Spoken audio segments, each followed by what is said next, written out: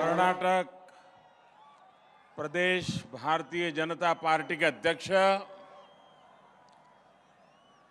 कर्नाटक के पूर्व मुख्यमंत्री,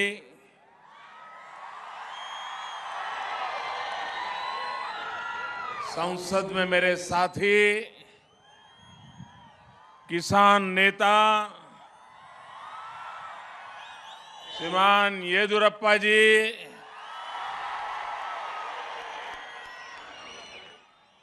केंद्र में मंत्रिपरिषद के मेरे साथी श्रीमान अनंत कुमार जी, केंद्र में मंत्रिपरिषद के मेरे साथी श्रीमान सदानंद गौड़ा जी, केंद्र में मंत्रिपरिषद के मेरे साथी श्रीमान सिद्धेश्वर जी, कर्नाटक विधानसभा के विपक्ष के नेता श्रीमान जगदीश शेट्टर जी, पूर्व अध्यक्ष प्रहलाद जोशी, श्री ईश्वरप्पा जी, श्री आर अशोक, श्री अरुण कुमार, श्री जीवन मूर्ति जी और विशाल संख्या में पधारे मेरे प्यारे भाई और बहनों,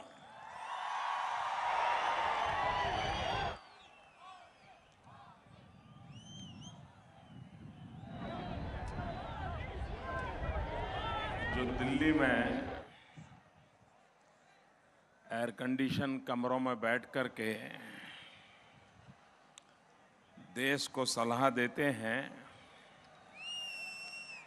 उनको इस बात का अंदाज नहीं होगा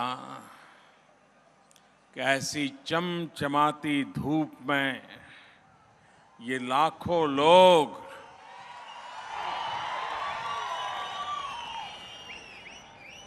आशीर्वाद देने के लिए क्यों आते हैं।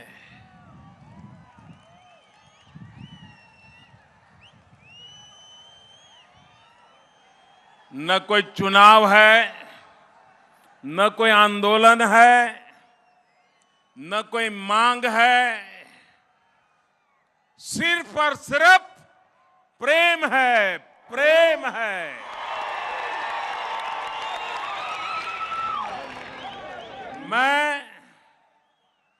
मैं इस धरती को नमन करता हूं, मैं आप सब मेरे प्यारे भाइयों बहनों को नमन करता हूं, जो आप इतना कष्ट उठा करके मुझे आशीर्वाद देने के लिए आए, हमारे काम में हौसला बुलंद करने के लिए आए, हमें प्रोत्साहन देने के लिए आए। देश बदल रहा है, उस बदलाव में गति देने के लिए आए। मैं इसलिए आपका हृदय से बहुत बहुत बहुत बहुत आभारी हूं।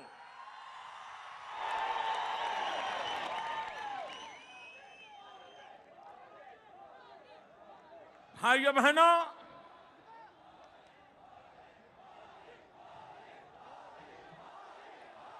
हमारे देश में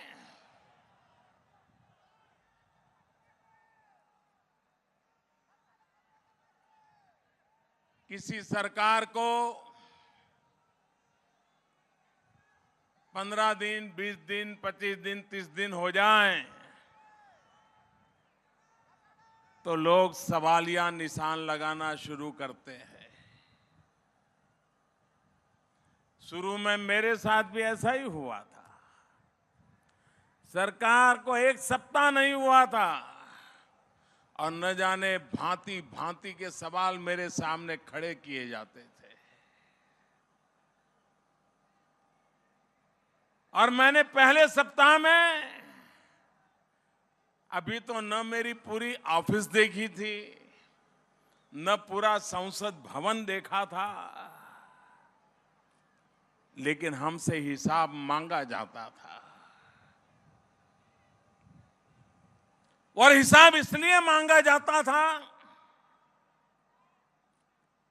कि इस देश में कुछ लोग हैं जो लोकतंत्र की बात तो करते हैं, लेकिन लोगों के द्वारा चुनी हुई सरकार को स्वीकार करने के लिए अभी भी उनका मन तैयार नहीं है। उनको अभी भी लग रहा है ये कहां से आ गया।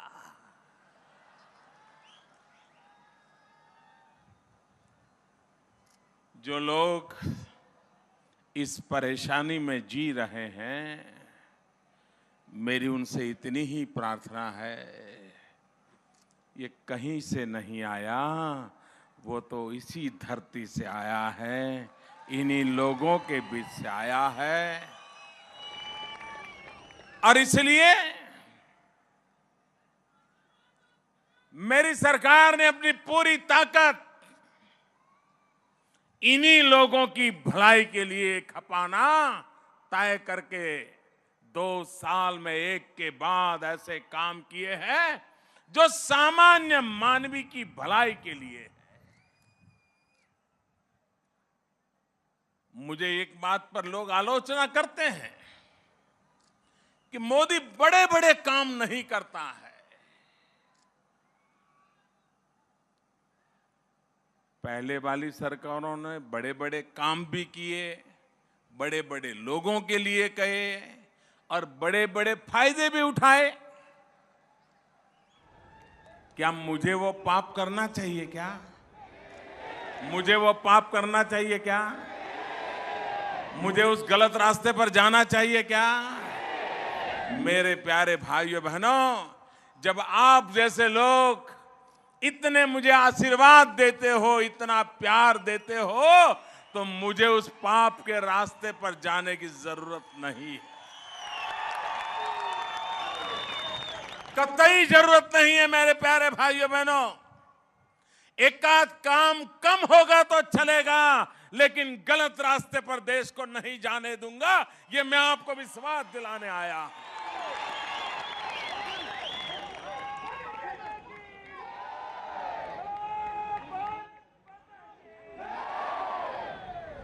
भाइयों बहनों,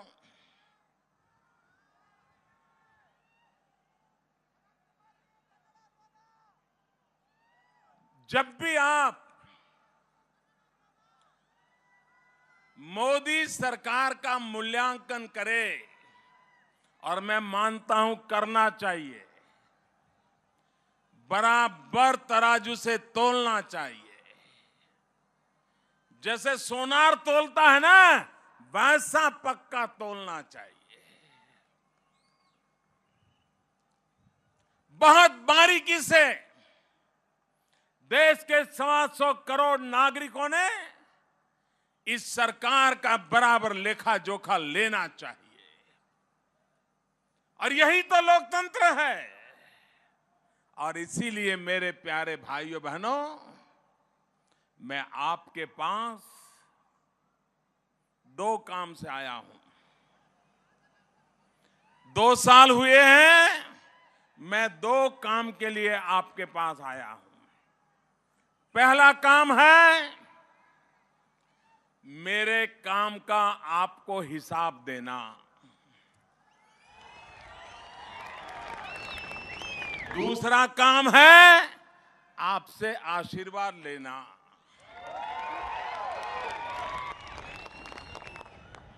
मैं यहां पर पहले भी आया हूं,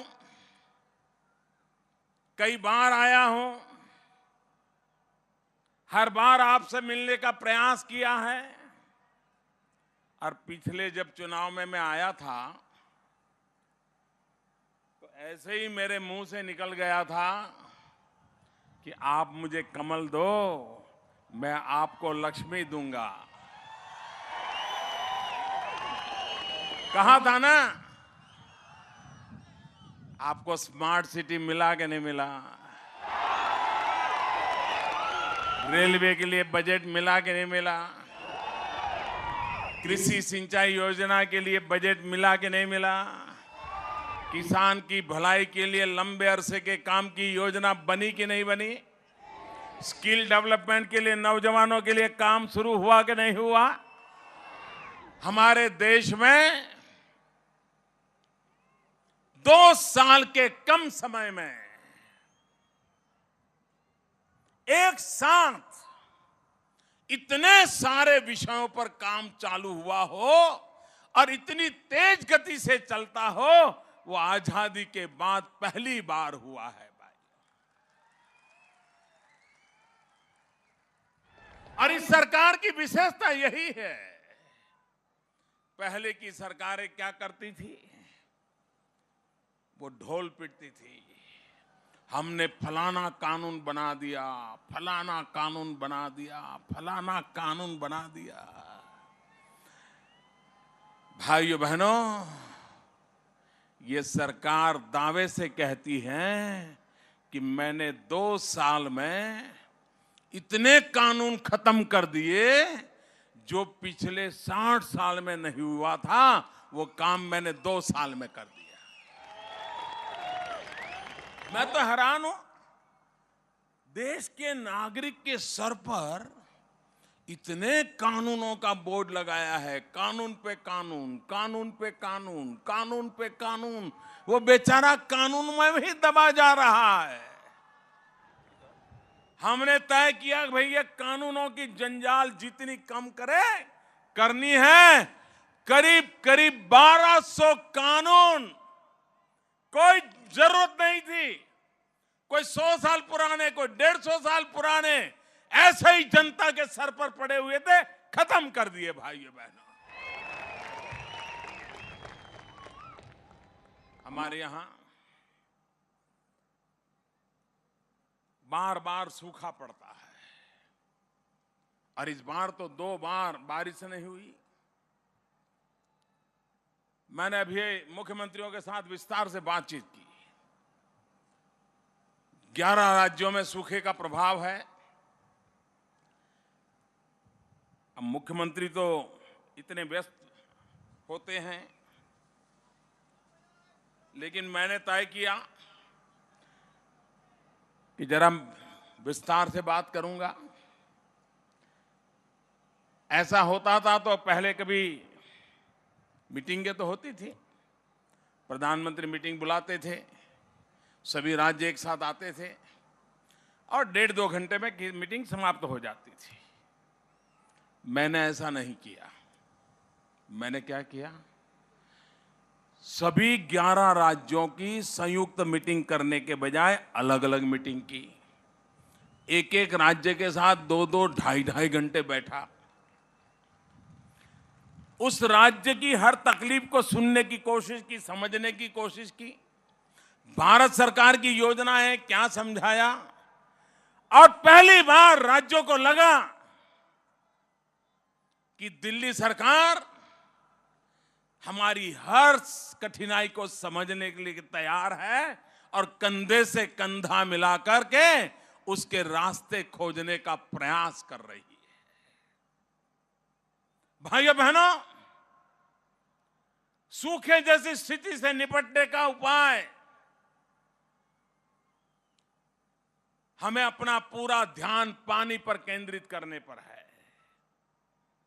और हमारी सरकार ने प्रधानमंत्री कृषि सिंचाई योजना पूरे देश में कभी इतना बजट पहले किसानों के लिए नहीं दिया गया। इस बार का तो पूरा बजट गांव, गरीब और किसान के लिए हमने समर्पित कर दिया। और मेरा विश्वास है अगर किसान को पानी मिल गया तो किसान मिट्टी में से सोना पैदा कर सकता है। ये ताकत किसान है। इन मुख्यमंत्रियों के साथ भी बैठ करके मैंने कहा कि बारिश आने से पहले एक आंदोलन खड़ा करें, चेक डैम बनाएं, खेत तालाब बनाएं, फार्म पॉन्ड्स,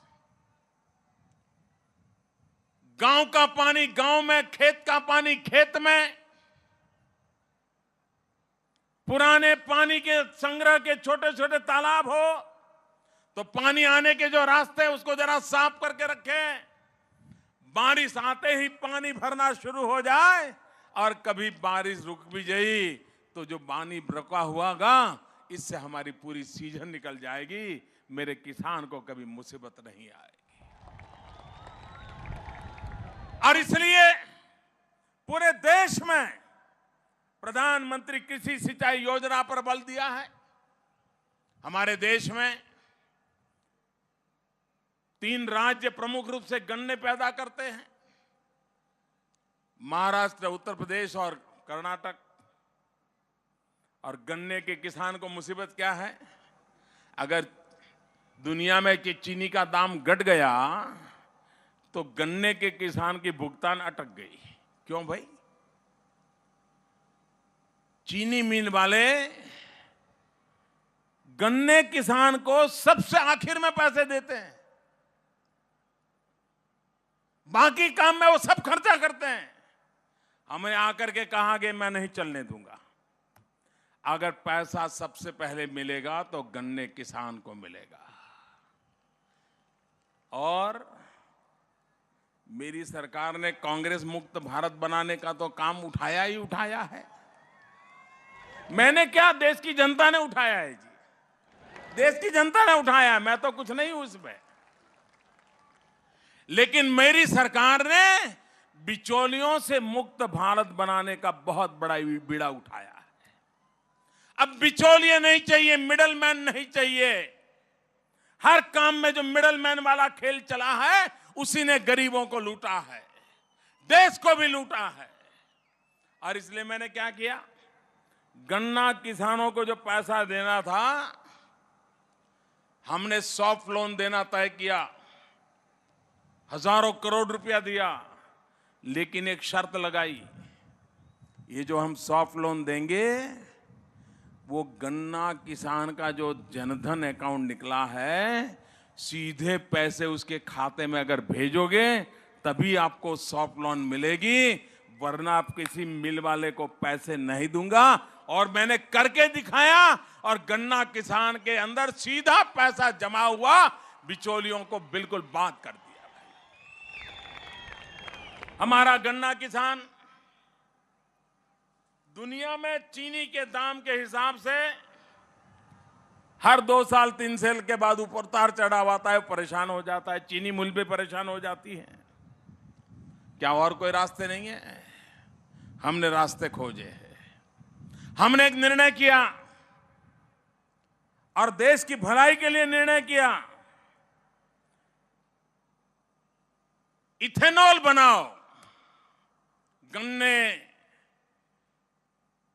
से शुगर बनती है, उसके पहले शुगर बनने से पहले, चीनी बनने से पहले उसका उपयोग होता है। ये इथेनॉल, उससे गाड़ी चलती है, ट्रैक्टर चलता है, डीजल पेट्रोल में 10% तक मिक्स कर सकते हैं, सस्ता पड़ता है, एनवायरनमेंट को फायदा होता है। दुनिया के कई देश तो ऐसे हैं कि जहां 30% इथेनॉल से ये सारे व्हीकल चलाए जाते हैं। भारत क्यों ना करे?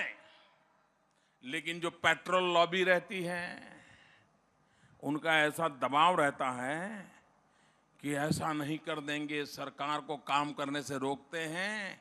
पहले भी सरकारों को आइडिया नया नहीं था, आइडिया तो पहले भी था क्योंकि दुनिया में हो रहा है। लेकिन पेट्रोल लॉबी से, डीजल लॉबी से दबने के कारण उसको लागू नहीं किया जाता था।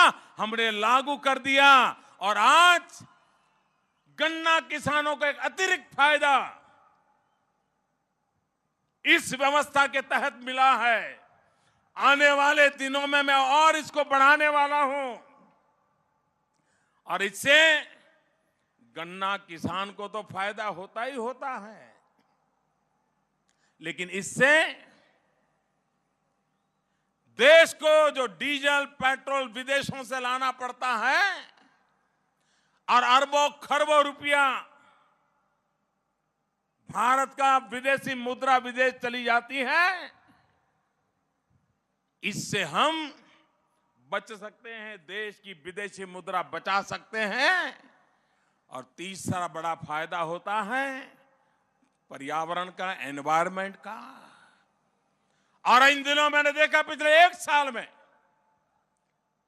शुरू में मुझे दबाव डालना पड़ा, आग्रह करना पड़ा, पीछे पड़ना पड़ा, लेकिन अब सबको लगने लगा है कि ये भी एक रास्ता है और इथेनॉल परचेज करने की भी व्यवस्था कर दी। जैसे किसान की फसल का एमएसपी होता है, मैंने इथेनॉल के लिए एमएसपी तय कर दिया ताकि अब बेचने वाले और खरीदने वाले के बीच में कोई तकरार न रहे और काम आगे बढ़े। काम को आगे बढ़ाने की दिशा में प्रयास किया है। भाइयों बहनों, ई मंडी की बात, अब किसान अपना माल अपने गांव के आसपास ही बेचने के लिए जाता है, बेचारे को दाम नहीं मिलते, और जाता भी है तो वो देखता है हाँ अब वापिस कहां जाएगा, तो कहता है नहीं 18 नहीं 15 रुपये में देना पड़ेगा।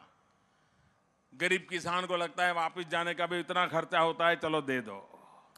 अब तो वो अपने मोबाइल फोन से तय करेगा कि अगर वाराणसी में इतने में पैसा ये माल बिकता है तो वो वाराणसी में बेचेगा। अपने घर से टेलीफोन पर उंगली दबा करके ई मेल के द्वारा अपना हिसाब किताब माल बेच सकता है। हिंदुस्तान के किसी भी कोने में अपना उत्पादन बेच सकता है।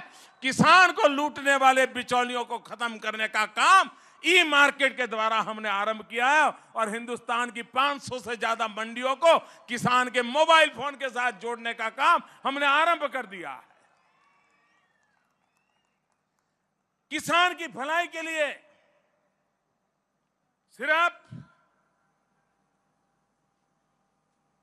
किसान को मजबूत बनाए बिना, खेती को मजबूत बनाए बिना हम परिणाम नहीं ला सकते। हमारा सपना है और मेरे किसान भाइयों बहनों, आपकी मदद चाहिए मुझे सपना पूरा करने के लिए। मदद करोगे? पूरी ताकत से बताओ, करोगे? करोगे? 2022 भारत की आजादी के 75 साल होंगे।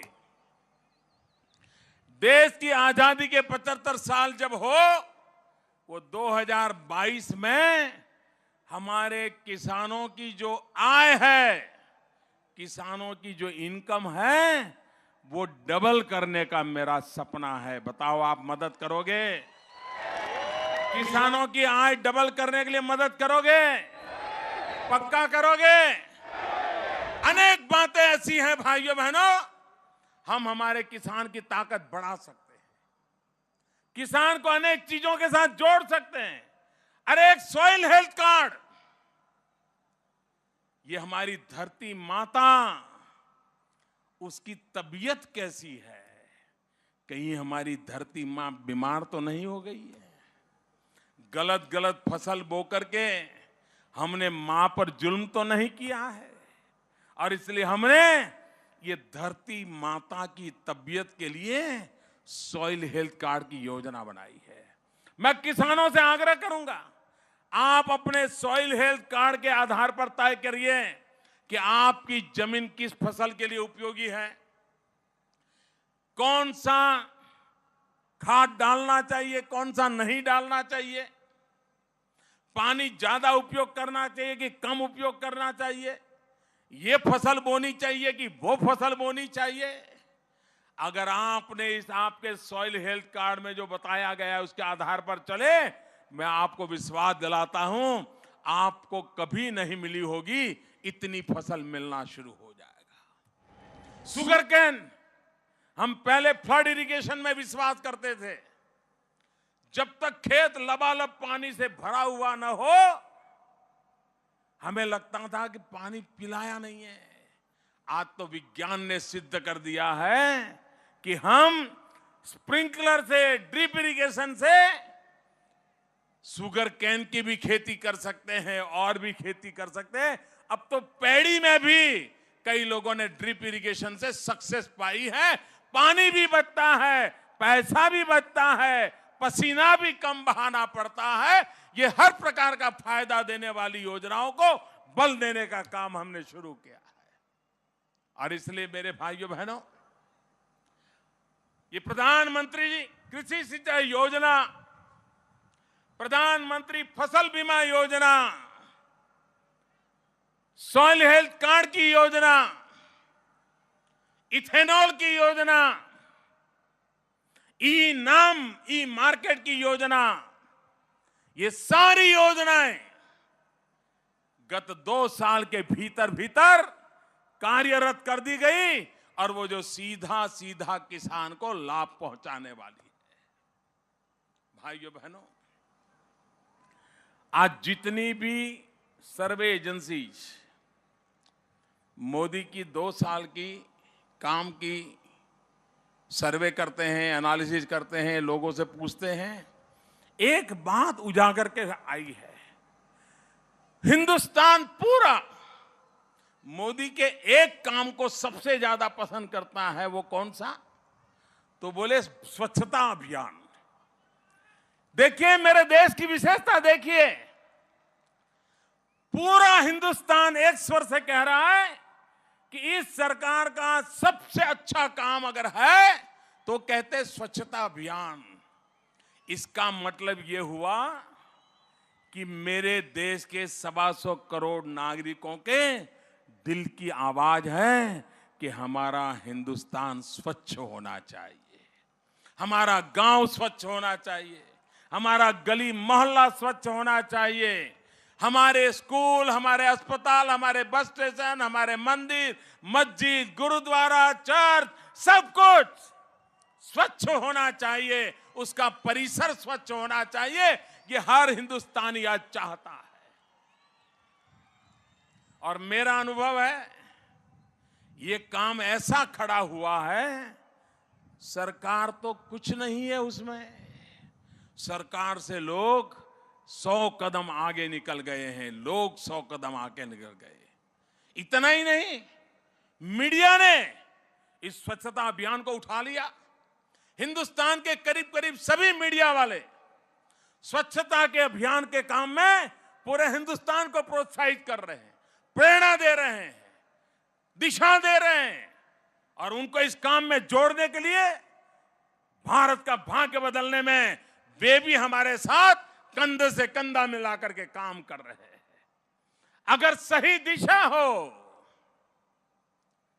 नियत साफ हो और जनता जनार्दन के लिए काम हो तो हर कोई मदद करने के लिए तैयार होता है। मैंने देखा है 2 साल में हिंदुस्तान के हर कोने से भारत को बदलने के लिए देश के हर कोने से जिनकी जिनकी सकारात्मक सोच है, सबने कंधे से कंधा मिला करके हमारी मदद की है। और इसलिए आज मैं 2 साल में देश में जो बदलाव आया है, उसमें जिन जिन लोगों ने मदद की है, जहां जहां से मदद की है, जिस जिस प्रकार से मदद की है, उन सबका सार्वजनिक रूप से हृदय से धन्यवाद करना चाहता हूं, उनका अभिनंदन करना चाहता हूं। और मैं आशा करता हूं कि ऐसे सब लोग भारत का भाग्य बदलने के लिए हमें सुझाव भी देंगे, सहाय भी देंगे और हमारे साथ चल करके देश के भाग्य को बदलने की गति को और तेज करने में काम आएंगे।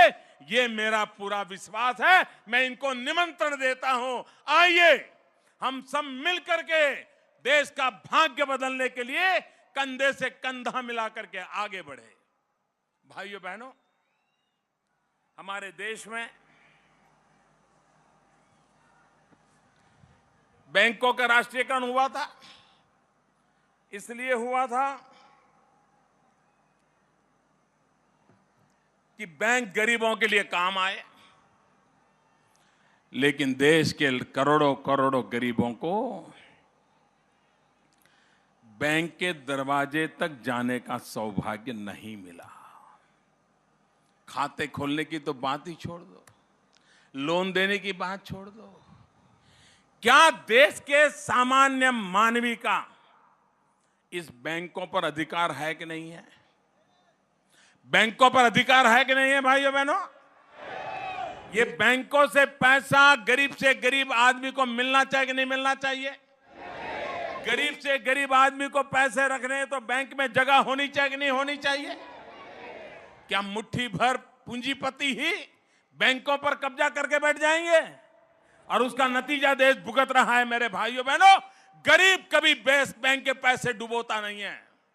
मेरा तो अनुभव है, मैंने तो गरीबों को कहा था कि आपके पास एक पैसा नहीं होगा, सिर्फ बैंक में चले जाइए, फॉर्म भर दीजिए, खाता खुल जाएगा, पैसा देने की जरूरत नहीं है।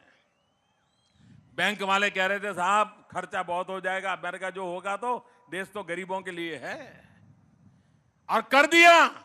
लेकिन मेरे गरीबों की अमीरी देखिए, इस देश के गरीबों की अमीरी भी 100-100 सलाम करने जैसी है मेरे भाइयों बहनों। भारत सरकार ने तो कहा था आपका जीरो बैलेंस होगा तो भी अकाउंट खुलेगा, लेकिन मेरे देश के गरीबों की अमीरी देखिए। उन्होंने मुफ्त में खाता नहीं खुलाया। 5 रुपया था तो 5 रुपया जमा करवाया, 10 रुपया था तो 10 रुपया जमा करवाया, 100 रुपया था तो 100 रुपया जमा करवाया, और इन गरीबों ने 37,000 करोड़ रुपया जमा करवाया भाइयों। 37,000 करोड़ रुपए। यह है मेरे देश की ताकत, और यही जनमन बदला है, देश भी बदला है। जनमन भी बदला है, देश भी बदला है। हर जनमन को लगता है इस देश के लिए मुझे भी करना चाहिए, और गरीब भी देश के लिए करने के लिए आगे आ रहा है। भाइयों बहनों, 1 रुपये में चाय नहीं मिलती है। मैं जब बेचता था तब तो मिलती थी।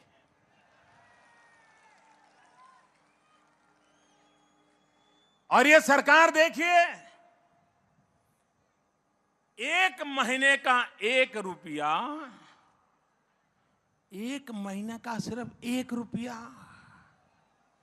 इस देश के सामान्य नागरिक को जीवन सुरक्षा का बीमा दे देती है भाइयों। अगर परिवार में कोई संकट आया तो 2 लाख रुपया उस परिवार के काम तुरंत आ जाता है। कोई इंजरी हो गई तो बीमा मिल जाता है। एक प्रधानमंत्री जीवन ज्योति योजना है, 1 दिन का 1 रुपया, बस 1 दिन का 1 रुपया, 365 दिन में सिर्फ 330 रुपये। और मैंने देखा कई किसान जिनके घर में कोई मजदूरी काम करने वाला था, कोई ट्रैक्टर चलाने वाला था, कोई पशु संभालता था, इन किसानों ने अपने घर में जो लोग काम करते थे इनका बीमा किसानों ने उतार दिया।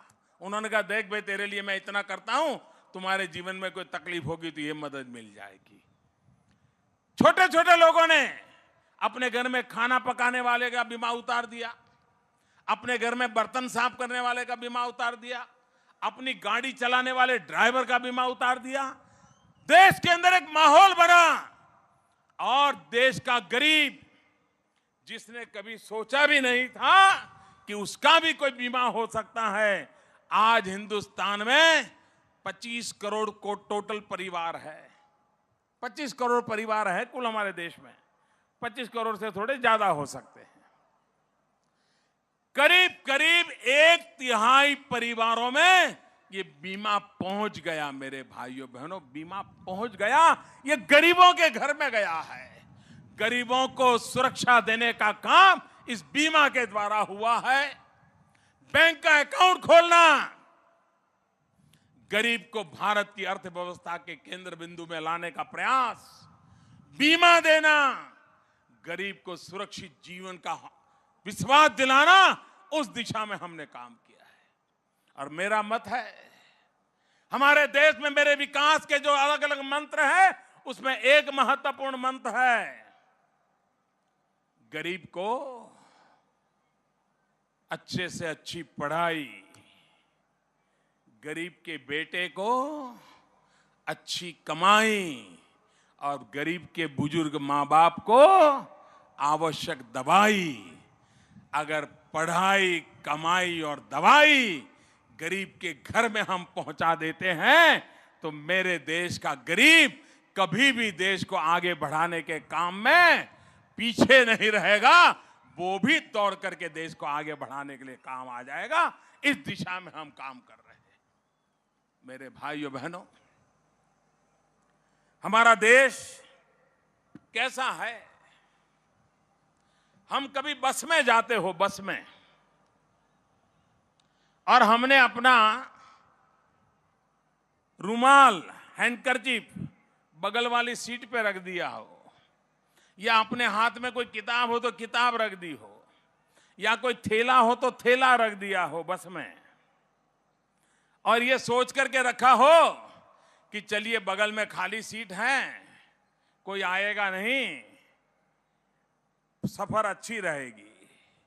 लेकिन उगले में कोई आ जाए और हमारे बगल वाली सीट जो कि हमारी नहीं है, खाली सीट है, कोई आकर के बैठ जाए तो हमारा मुंह जो सिकुड़ जाता है, अरे ये कहां से आ गया, मेरा सामान लेना पड़ रहा है। ये स्वभाव है कि नहीं है? बस में चाहे खाली सीट पर कोई आके बैठ जाए तो भी हमें बुरा लगता है, सीट हमारी नहीं है तो भी बुरा लगता है। ये हम लोगों का स्वभाव है। जो हमारा नहीं है वो भी छोड़ना पड़े तो हमें दिक्कत होती है। लेकिन मेरा देश कैसे बदल रहा है, यही देश, यही लोग जो कभी बगल वाली खाली सीट छोड़ते समय भी जिनका मुंह सिकुड़ जाता था, अगर मोदी ने उनको कह दिया कि भाई बहुत हो गया, अब जरा गैस सिलेंडर की सब्सिडी छोड़ दीजिए, रसोई गैस की सब्सिडी छोड़ दीजिए, किसी गरीब के काम आएगा, इतनी सी बात, इतनी सी बात, और मेरे देश के 1,13,00,000 परिवार आगे आए और रसोई गैस की सब्सिडी उन्होंने सरेंडर कर दी, छोड़ दी। मेरे भाइयों बहनों, क्या ये देश का जनमन बदल रहा है कि नहीं बदल रहा? जो सीट नहीं छोड़ने को तैयार, वो सब्सिडी छोड़ने के लिए तैयार हो जाए, इस सरकार पे उसका कितना भरोसा होगा, इसका ये उदाहरण है मेरे भाइयों बहनों।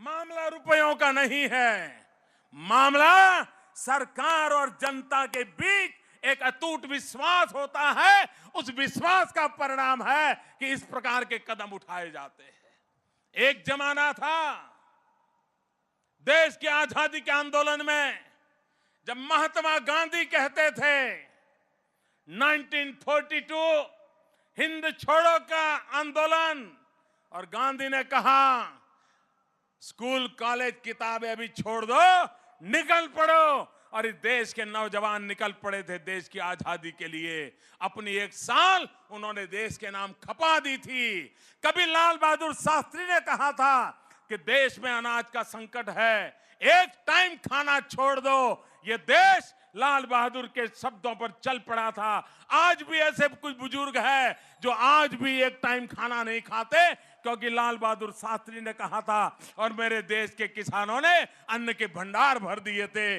एक बार अभी 21वीं सदी में पहली बार हुआ है कि देश के प्रधानमंत्री ने ऐसे ही प्रार्थना की और 1,13,00,000 परिवार रसोई गैस की सब्सिडी छोड़ दें। इससे बड़ा बदलाव क्या हो सकता है मेरे देशवासियों? यह बदलाव देश के भाग्य को बदलने की ताकत रखता है। योजनाओं की जितनी ताकत है, उससे ज्यादा जन मन की ताकत होती है। और पहली बार देश का जनमन देश की आशा आकांक्षाओं के लिए कुछ न कुछ करने के लिए प्रतिबद्ध नजर आता है, और ये मैं अनुभव कर रहा हूं। और जब सामान्य मानवी कुछ छोड़ता है, तो सरकार में जो लोग बैठे हैं ना, वे भी तो इंसान है, उनके भी हृदय को छू जाता है। अगर फाइल पे लिख देते हैं कि ये काम करो, तो वो कह देते कि साहब इतना काम करना है तो इतने साल लगेंगे, इतने रुपये लगेंगे, इतना नया लोगों का भर्ती करना पड़ेगा, इतनी नई ऑफिस खोलनी पड़ेगी, तब होगा। पहला जवाब ये होता, मेरी सरकार में आजकल ऐसा नहीं होता है। क्यों? क्योंकि सरकार में बैठे हुए बाबुओं को पता चला है कि भाई देश हमसे 2 कदम आगे हैं। देश का सामान्य नागरिक भी देश के लिए कुछ करना चाहता है। अब हम नहीं करेंगे तो हमारी आत्मा हमें माफ नहीं करेगी। ये भाव सरकारी बाबुओं में पैदा हुआ है और उसका परिणाम क्या आया आपको मालूम होगा। रसोई गैस का कनेक्शन लेना एक कितना मुश्किल काम था, और रसोई गैस का कनेक्शन मिल जाए तो ऐसा लगता था जैसे बेटे को मेडिकल कॉलेज में एडमिशन मिल गया। इतना महत्व था। सारे एमपी को भारत सरकार पहले 25 कूपन देती थी रसोई गैस के कनेक्शन की, और ये एमपी अपनी जेब में लेके घूमते थे और 100 200 लोग उनके पीछे घूमते थे, साहब एक कूपन दे दीजिए ना, परिवार में रसोई गैस लाना है। और एमपी साहब कहते थे अब इस बार नहीं अगले महीने आना, फिर कहते थे नहीं अगले महीने आना। लोग चक्कर काटते रहते थे और फिर कुछ चेले चपाटों के नसीब में वो कूपन चला जाता था। सामान्य मानवी को गैस के कूपन से रसोई गैस का कनेक्शन नहीं मिलता था। ये बात ये देश ने भली भांति देखी है, उसको भूलना मत मेरे भाइयों बहनों। देश कैसे चलता था इसका ये उदाहरण है। और अखबार भरे पड़े रहते थे कि सांसद गैस की कूपन ब्लैक मार्केट में बेच रहा है, ऐसी खबरें आती थी। उसके सामने ये सरकार देखिए, आजादी के बाद 1 साल में कभी भी इतने लोगों को गैस का कनेक्शन नहीं मिला होगा जो 1 साल में इस सरकार ने दिया है। 3 करोड़ से ज्यादा परिवारों को 1 साल में नया रसोई गैस कनेक्शन दे दिया। और ये अमीर लोग नहीं है, वो तो पहले ही ले चुके हैं। ये उच्च मध्यम वर्ग भी नहीं है, उनको भी मिल चुका है। ये निम्न मध्यम वर्ग है, गरीब लोग हैं जिनका कोई नहीं था, उनकी सरकार थी। आखिरकार सरकार गरीब के लिए होती है, ये हमने करके दिखाया भाइयों बहनों। और मेरा एक सपना है, आपके आशीर्वाद रहेंगे, ये सपना भी पूरा होकर रहेगा मेरा भाइयों बहनों। हमारे देश में मैंने कहा करीब 25 करोड़ परिवार हैं। 5 करोड़ परिवार ऐसे हैं जिनके घर में आज भी मां लकड़ी का चूल्हा जला करके खाना पकाती है। और मां जब लकड़ी का चूल्हा जला करके खाना पकाती है, एक दिन में उस गरीब मां के शरीर में 400 सिगरेट जितना धुआं उस मां के शरीर में जाता है। एक दिन में लकड़ी के चूल्हे से खाना पकाती है तो उस मां के शरीर में 400 सिगरेट जितना धुआं चला जाता है। मुझे बताइए मेरे प्यारे भाइयों बहनों, उस मां की तबीयत का हाल क्या होता होगा, उस बच्चों का घर में क्या हाल होता होगा। क्या मैं इन गरीब माताओं को धुएं में फेफड़े खराब करके मरने दूं क्या? क्या इन मां बहनों की कोई चिंता ना करे? भाइयों बहनें, मेरी सरकार ने ठान ली है, इन 5 करोड़ माताओं को जो गैस के चूल्हे से वंचित है, लकड़ी के चूल्हे जला करके धुएं में परिवार का पेट भरती है, आने वाले 3 साल में इन 5 करोड़ गरीब परिवारों को रसोई गैस पहुंचाने का मेरा सपना है। मेरे भाइयों बहनों, उन 5 करोड़ माताओं बहनों के आशीर्वाद और मेरी 5 करोड़ गरीब माताएं बहनें, अगर उनका स्वास्थ्य ठीक हो गया, उनके बच्चों का स्वास्थ्य ठीक हो गया, मेरे देश का स्वास्थ्य भी सुधर जाएगा। भाइयों बहनों, योजनाएं वो चलाई हैं और जिसको करके दिखाया है मेरे भाइयों। सिर्फ कहा है ऐसा नहीं है, करके दिखाया है। और इन कामों में भी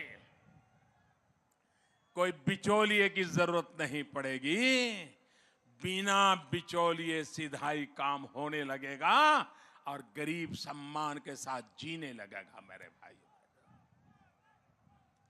हमारा नौजवान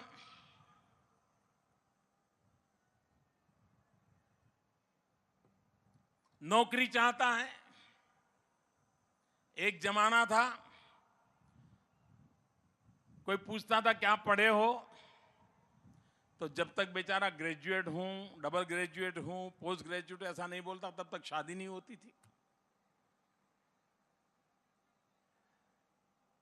एक ऐसा माहौल बन गया था कि नहीं, पढ़ने का मतलब होता है ग्रेजुएट होना।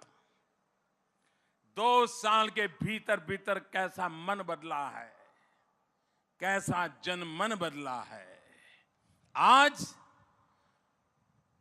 डिग्री से ज्यादा हुनर पर नौजवानों का ध्यान गया है, स्किल डेवलपमेंट पर ध्यान गया है।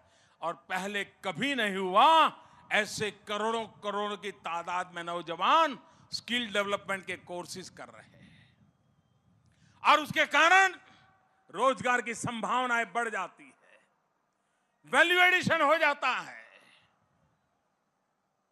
और नौजवान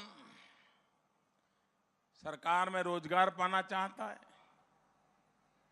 लेकिन हम जानते हैं क्या क्या खेल होते हैं। रिटर्न टेस्ट तक तो चलो गाड़ी ठीक चल जाती है, लेकिन जब इंटरव्यू कॉल आता है तो फिर वो सोचता नहीं है कि इंटरव्यू में क्या पूछा जाएगा। वो सोचता है इंटरव्यू लेने वाले कौन है, कोई रिश्तेदार ढूंढो भाई, कोई बिचौलिया ढूंढो, कोई सिफारिश करने वाला ढूंढो। 10,000, 15,000, 20,000, 50,000 वाला भाव चलता होगा, जरा देखो कैसे करें। मां सोचती है बेटा तुम चिंता मत करो, तुम किसी को ढूंढ लाओ, मेरे गहने बेचने पड़ेंगे तो बेच दूंगी, लेकिन एक बार तुम नौकरी पे लग जाओ। बाप भी कहता है बेटा तुम चिंता मत करो, देखो कोई पहचान वाला मिल जाए तो ले आओ, और अगर जमीन थोड़ी बेचनी पड़ेगी, गिरवी रखनी पड़ेगी तो रख देंगे, 50,000 लाख रुपया दे देंगे, लेकिन तुम एक बार सरकार में पहुंच जाओ। ये चल रहा था। भाइयों बहनों, हमने निर्णय किया, मेरे देश के नौजवानों, देश कैसे बदल रहा है, हमने निर्णय किया भारत सरकार में क्लास 3 और क्लास 4 का नौकरी होगा तो अब रिटर्न टेस्ट का जो रिजल्ट होगा वो कंप्यूटर से निकलेगा, और कंप्यूटर बताएगा कि कौन शुरू में सबसे ज्यादा मार्क वाले हैं। कोई इंटरव्यू नहीं होगा, सीधा उसके घर नौकरी का ऑर्डर चला जाएगा। अब मां को गहने गिरवी नहीं रखने पड़ेंगे, बाप को जमीन गिरवी नहीं रखने पड़ेगी, बिचौलियों को मालामाल होना बंद हो जाएगा। नौजवान सम्मान के साथ अपनी मेहनत के आधार पर कंप्यूटर जो रिजल्ट बताएगा वो नौकरी पाने का हकदार बन जाएगा। ये होता है बदलाव मेरे भाइयों बहनों। मूलभूत बदलाव करने की दिशा में हम चले, और वो एक के बाद एक करके आए हैं। और इसलिए मेरे प्यारे भाइयों बहनों, मैं अनगिनत चीजें बता सकता हूं।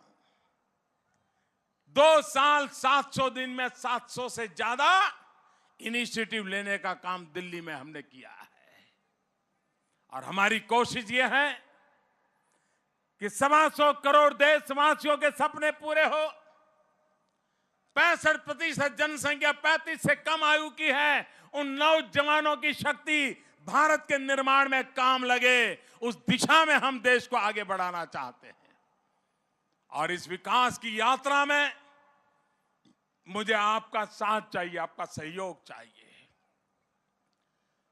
विकास यही मेरा एक सपना है, विकास यही मेरा रास्ता है, विकास यही मेरी मंजिल है, विकास यही मेरा मकसद है, विकास यही मेरी ताकत है, विकास यही मेरी प्रेरणा है। और उसी विकास के आधार पर राष्ट्र को विकास की नई ऊंचाइयों पर ले जाना है। और इसके लिए मुझे आपका साथ चाहिए, सहयोग चाहिए, आपके आशीर्वाद चाहिए।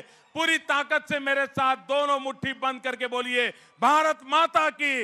ऐसे नहीं, आवाज पूरे कर्नाटक में गूंजनी चाहिए, चारों तरफ गूंजनी चाहिए, भारत माता की, भारत माता की, भारत माता की, भारत माता की। बहुत बहुत धन्यवाद।